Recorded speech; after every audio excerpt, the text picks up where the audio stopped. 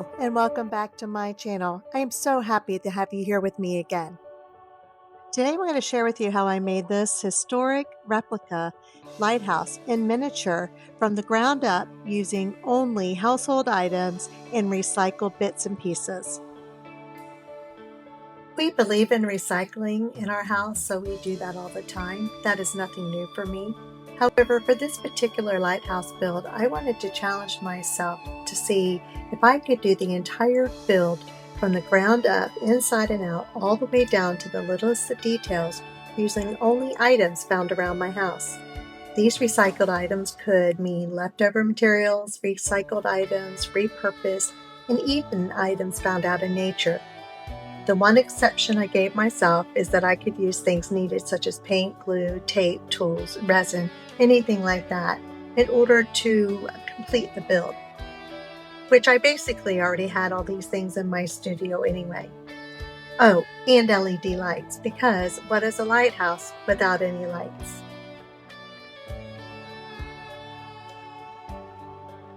I had an idea of what I wanted my lighthouse to look like, and I did make some sketches after looking at some reference photos online.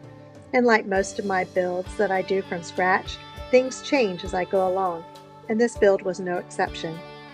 I needed to start with a basic structure, cut in the windows and doors, and decide where my levels would be, working my way up to the top. In order to create a lantern room for the lighthouse, I needed to create a circular room. And I did this by cutting a rectangle piece of cardboard, scoring the outside so it could then be rounded into shape. I then laid it down to properly space out and cut in all my windows. And then I added a little door because I wanted a doorway that would lead out onto the balcony at the top. The next phase of the build was to give my cardboard house some strength, because whenever you are working with a paper product such as cardboard for building, you need to give it added strength so that it will last. For this, I used a mixture of glue and joint compound, mixed together that it creates a paste. I began with getting into all the corners and then covering all the seams with this mixture. You can spread it around by using an old paintbrush, and in my case, using my best tool, my hands. Just make sure you get the mixture to cover the entire surfaces that you need to cover. I even turned the lighthouse upside down to get to the ceilings. After a few days of dry time, I turned it right side up. You can see here I did the same process with the lantern room, but at this point I didn't glue it down because there's a lot more work that needs to be done to this area.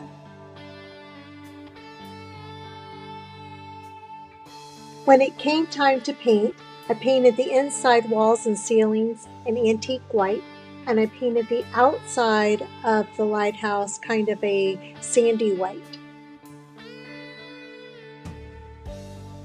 It was at this point that I worked on my wooden beams for the ceilings, and I used a wooden squared off dowel for this that I had distressed, painted brown, dry brushed in whites to give it some aging, and then I glued them up. I then went on to do the first floor, which I wanted to be in stone, and I did this using paper egg cartons. They work so well for this technique.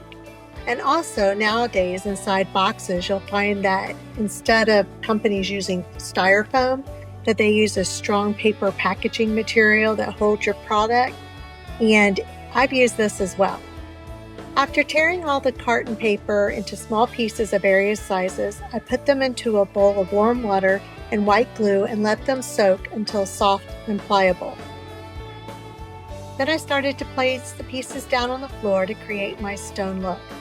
There was no real rhyme or reason as to where I placed them, just put them where I thought they looked good. And what is so nice about using this method is because it is soft, you can tear it into smaller pieces pretty easily and get it into the doorways and into corners, or even give it a nice finished edge. After it all dried completely, I gave it a few days of dry time. I then painted the stones using a variety of earth tone colors with acrylic paint, and then after that dried, I sealed it with Mod Podge to not only protect it, but to also give it a more cohesive look. I needed 2 other types of floors for the upstairs. I needed a wood floor, and I also needed a stone granite floor for the stairwells in the top. To make the wood floors, I used cardstock, which I cut into various size strips using a paper cutter. I glued them down in a staggering pattern to create the look of a wood floor. I painted them with 2 different shades of brown paint and then dry brushed them to give them some age and character. For the granite floors, I used the same cardstock paper, but I cut them into oval shapes, glued them down in a random pattern, painted with a mixture of gray tones, and dry brushed them with a variety of whites. The next thing I needed to tackle, and yes, I say tackle because y'all, I do not like making stairs. They're my least favorite thing to make in a build. But regardless, I needed to do them, and I needed 2 different types, a stone stair and a spiral staircase. For the stone steps, I used cardboard and I cut the pieces for the step and for the risers. I glued them together. I then coated them with my compound mixture and then let it all dry. I painted the first layer black and then I used a charcoal gray before aging them. To make the sides of the steps and the connecting handrails, I used a thin foam board with the paper removed. I cut the foam board into the shape needed for the sides, and then I used thin strips, which I molded to the curvature of the top. The flexibility in foam board made this work very well. I glued all my pieces together and used my compound mixture to cover everything. I painted them with the same black, then charcoal, and dry brushed them together. I did this for both the upstairs and the downstairs. Now for the next set of stairs I needed were spiral stairs. Shown here in this online reference photo, I needed the spiral stair to go from the second floor landing up to the lantern room. And because it's a historic house replica, they needed to be cast iron. For these stairs, however, I didn't need to go it alone because I had watched Ava over at Bentley House Minis build a staircase for her captain's quarter project by using pieces off a folding fan. I thought this was a perfect solution for me because I happen to have this type of fan. I bought a set once to use the parts off of to make a ceiling fan and a miniature living room scene.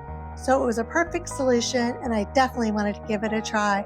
I started off using a round dowel, cut to the height needed, and cut the blades into the length needed to fit within my space.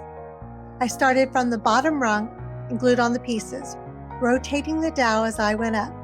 The rotation as far as spacing wasn't an exact science, but just what worked in order to have enough of the stairs to go from the floor up to the entrance of the room.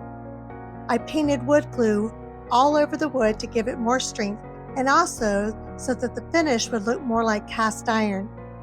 Once that dried, I proceeded to paint several coats of glossy black acrylic paint, finishing it off with an aging of dry brushing of white. For the chair rail, I cut bamboo skewers into lengths needed and soaked them in lukewarm water until pliable enough to bend. I then bent them into the curvature needed and taped them into shape until dry. I then used the same process I used for making the stairs, so that they would also look cast iron. To attach them to the wall, I glued them on the wall or to a baluster. And to make them appear that they are being held to the wall by brackets, I created the brackets out of paper and glue, painting them in an antique silver and distressed for aging. I was pretty happy with myself, and I really loved the way that these stairs turned out. Moving on to the lantern room and getting its roof done, I wanted a triangle pointed shape roof, and I achieved this by gluing popsicle sticks all around and then coming up to a point. I then used corrugated paper and I cut them into strips, glued them onto these popsicle sticks to give a tin look effect, which I wanted for my lighthouse. Then I painted on my compound mixture to give it strength. And then I painted it black and aged it. And I even added a little seagull poop for some realism. In my lantern room, I needed windows in order for the light to cascade from the lamp outward in the beam that a lighthouse allows for sailors to see. And I needed to create those same windows within this build. Because my room was already a circular shape, it was a little bit of a challenge to figure out how to get the resin into each of these spaces. To do this, I had to build a structure, a base, for the windows to sit down in so that I could fill just that space that I was working with the hard resin. And then I would let the hard resin dry for several days before moving on to the next window and just rotating it as I went along. And as you can see from how many windows are in here, this did take quite a long time and is quite a process. However, in the end, it really did work out so well and I was really happy with them. Earlier in this video, I mentioned needing to do more with the lantern room, where the lamp and the lens is located. Because there was going to be an LED light bulb in it, I needed to be able to access it in case of an issue. So I created a base structure that the room would sit into so that I could lift it up and have access into the space.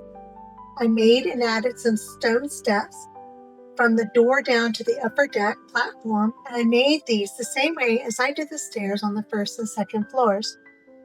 Our LED light source is representing an argon lamp, which back in the day was a lamp that used oil, and because this is a replica historical lighthouse, oil lamp it is. The lamps are covered by an optical component, known as a Fresnel lens. Here are two reference photos that I personally took while visiting a historic lighthouse museum.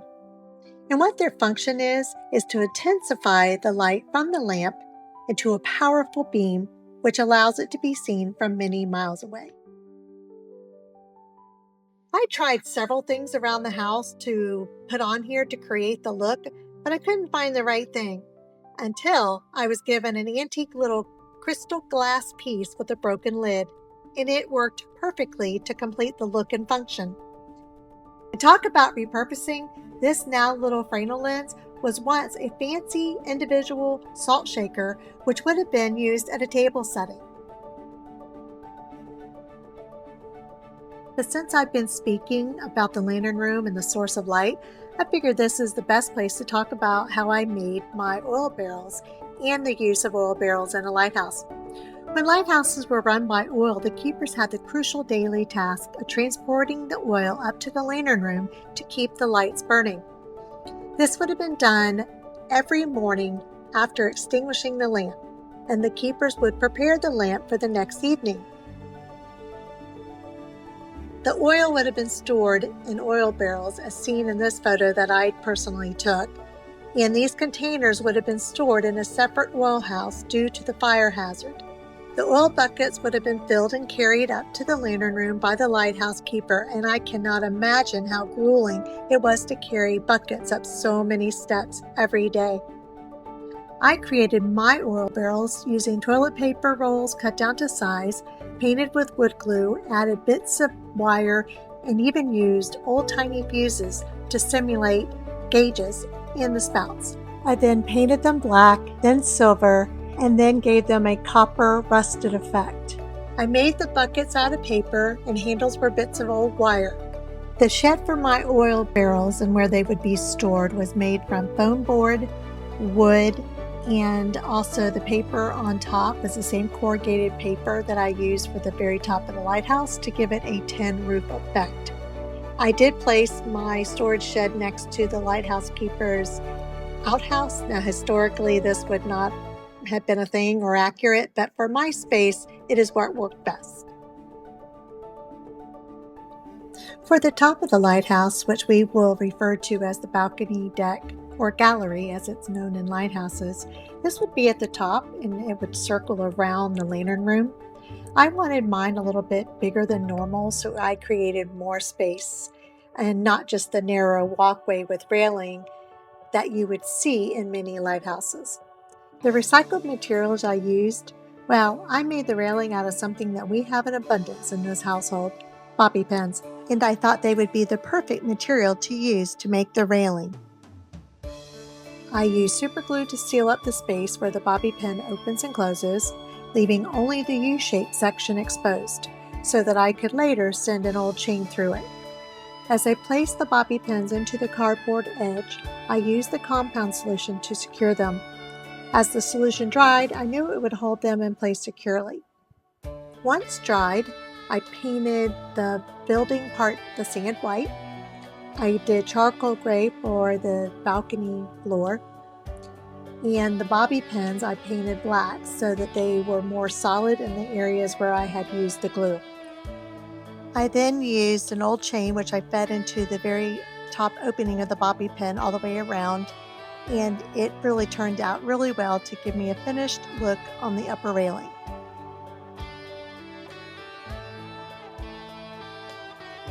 With the main structure of my lighthouse completed, I then needed to create a base to put it on.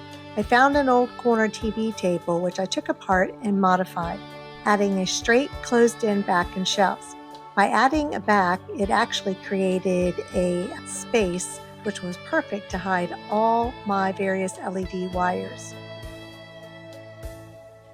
The lighthouse sits on a base which is layers of foam board that I glued together, and then I painted and covered it with sand to create my landscape.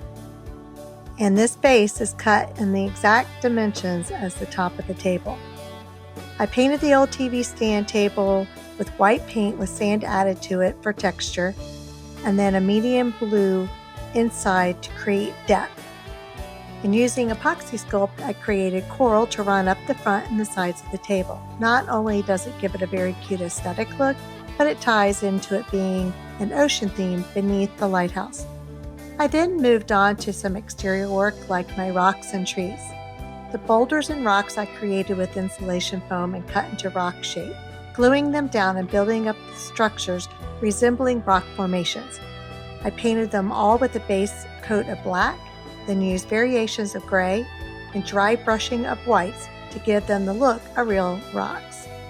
I also used real miniature shells and shark's teeth that I had found out at the beach, which I glued around on and among the rocks. I made the trees using foil masking tape and the compound glue solution. Once they were dry, I painted them brown and dry brushed them for effect. I used variations of moss, both real and fake, and made greenery out of loose twine threads and flocking to give the trees their leaves and to create vines on the lighthouse.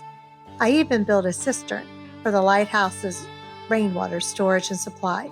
I made this in the same way I did my outhouse. I sat it down in the ground and built up rocks around it. And at the very top of my lighthouse, I added a little gutter downspout and channel that would collect rainwater from the roof, sending it down to the cistern. The lighthouse keeper could then use it for running water inside of his kitchen.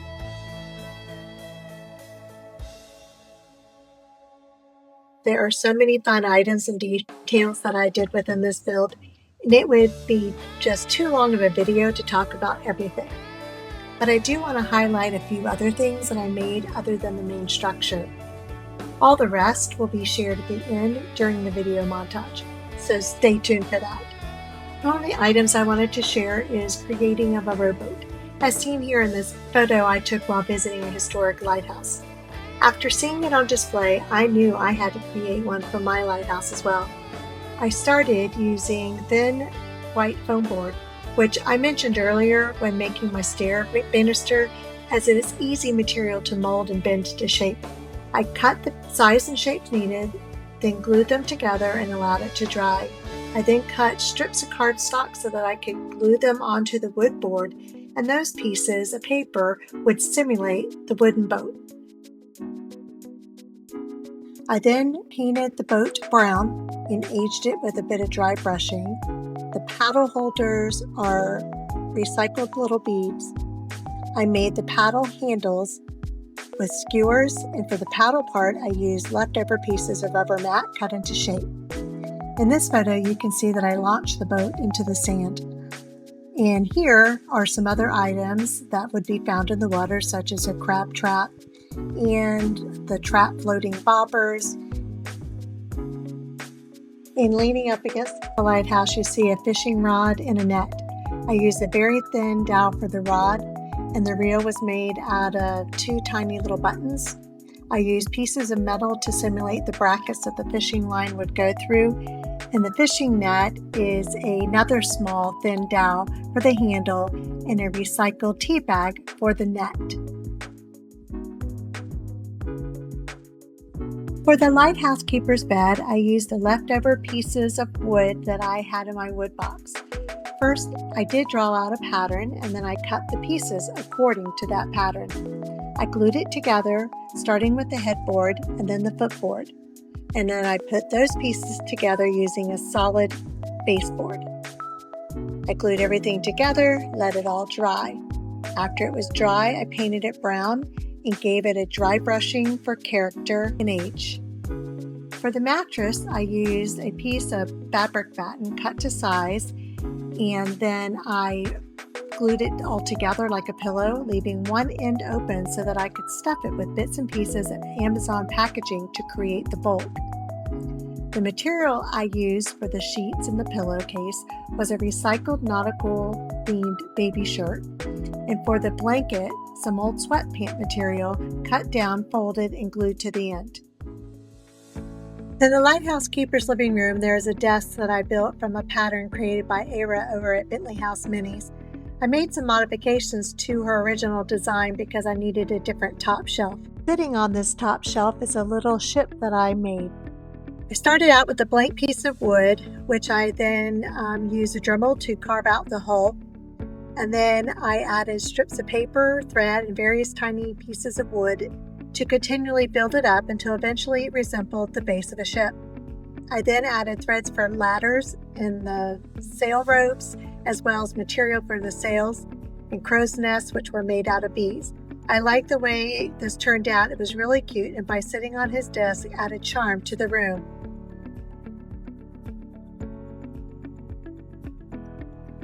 This build is the very first miniature build that I have created an actual doll for. Since I'd never made a doll before, I watched a lot of different videos on YouTube for inspiration, guidance, and technique. Seeing as I had to use recycled materials though to create it, some of the videos I watched limited me to do it the way they had done. So I started off in a similar way that I created trees, and that is with the masking tape, foil, and glue, and also some wires. For his face, I used paper towel that I had in the trash, and I created a mixture of glue and water, soaked the paper towels in it, and kind of created my own paper clay, if you will.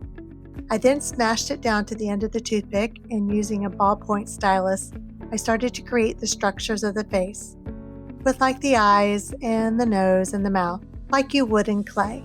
Once it was dry, I then built up the nose and worked on the lips, and just slowly but surely created something that resembled a face. I then worked on the body using the foil and masking tape technique, and since I wanted him to be bendable, I also used some pipe cleaners I had. I kept the head and the body separate at first so that I could work on the parts separately. As you can see, his head is on a toothpick and just slips down inside the body. I painted his face and gave him a mustache and a long beard and hair. I used some fake fur fibers for this.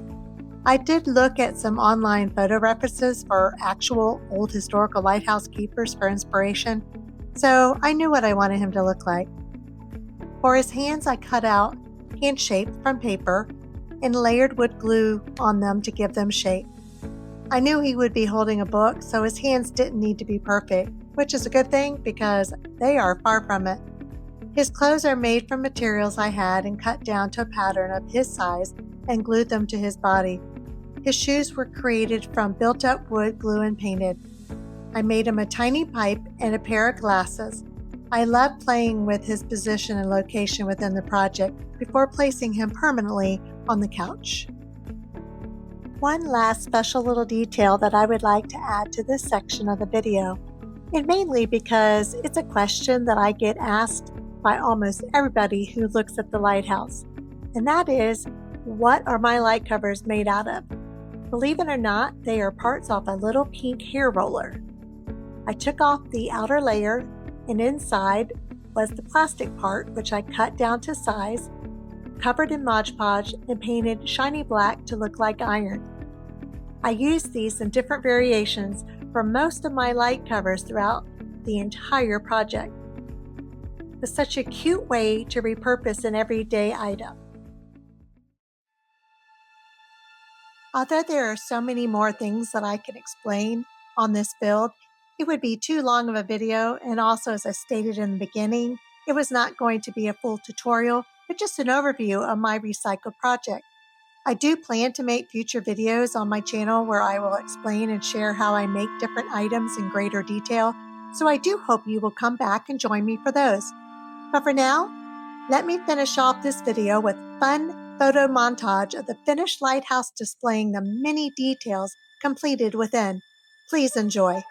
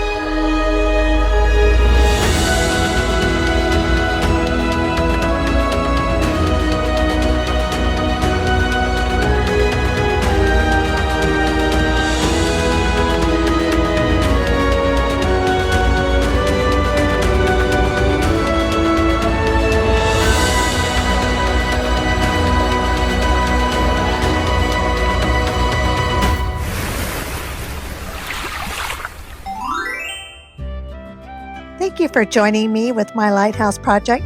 I really had fun creating it and being able to share it with all of you. I hope you enjoyed it and maybe you were able to learn something new along the way. Please leave a comment with a question you might have for anything that I did within this build, and I will do my best to answer it. And as always, please like and subscribe to my channel too, and I'll see you next time.